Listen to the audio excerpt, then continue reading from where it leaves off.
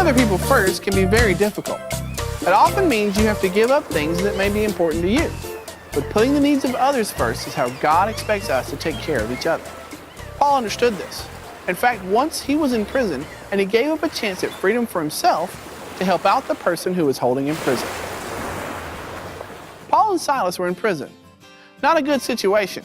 Prison is not a good place. Most people want out of prison. Paul and Silas were no different. But Paul and Silas weren't just in prison, they were in the inner prison, and their legs were shackled to the wall. Paul and Silas couldn't even walk around in their own cell. Now, for most people, this would have done them in. But Paul and Silas decided to make the best of it. They sang praises to God and they prayed. They sang and prayed loud enough for the other prisoners to hear them. Paul and Silas praised God late into the night.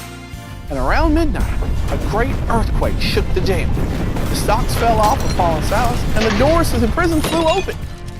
Finally, Paul and Silas were free. All they had to do was run out the door. But when the jailer saw that all the prison doors were open, he thought the prisoners had all escaped. And back in those days, if you lost your prisoner, it was very bad. It was so bad that the jailer decided it was better to kill himself. When Paul saw what the jailer was about to do, he knew he had a choice. He could escape, be free, and let the jailer die, or he could tell the jailer that they were all still there and stay in jail. Paul made his choice. Stop! Don't kill yourself. We are all here. He put the guard first and kept him from harming himself. Even though Paul wanted to be free, he put the guard's needs ahead of his own. That was a big situation for Paul. But you don't need a big situation to put others first. You can start small, like letting your little brother watch the show he wants to watch, or helping your sister with her chores instead of going out to play. Those are good examples of putting others first. But what if no one put others first? Imagine what that would be like. It'd be awful.